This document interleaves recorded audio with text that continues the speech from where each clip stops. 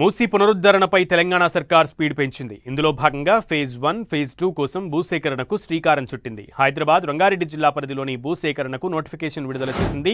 దీంతో గండిపేట నుంచి గాంధీ సరోవర్ వరకు మూసీ రివర్ డెవలప్మెంట్ అభివృద్ధి పనులు జరగనున్నాయి. మూసీ పునరుద్ధరణ ప్రాజెక్టును దశలవారీగా పూర్తి చేయాలని నిర్ణయించింది తెలంగాణ సర్కార్.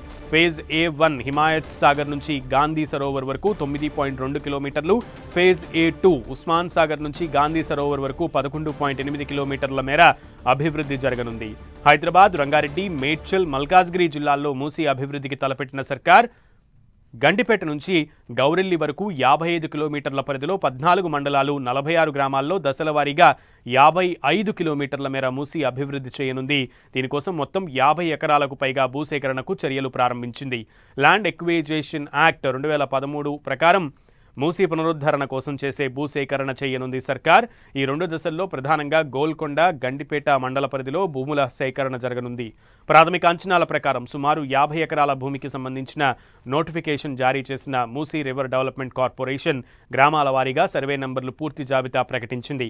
భూ యజమానులకు మార్కెట్ విలువ ఆధారంగా పరిహారం, భూసేకరణ చట్టం ప్రకారం మార్కెట్ విలువ ఆధారంగా పరిహారం అందించనుంది.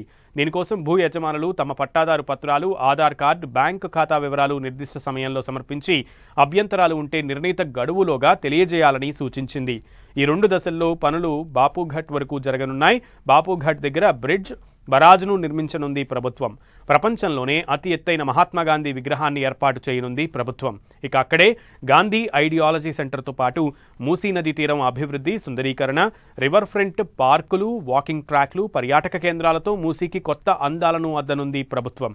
మూసీని ఎథెన్స్ నది తరహాలో అభివృద్ధి చేయనుంది.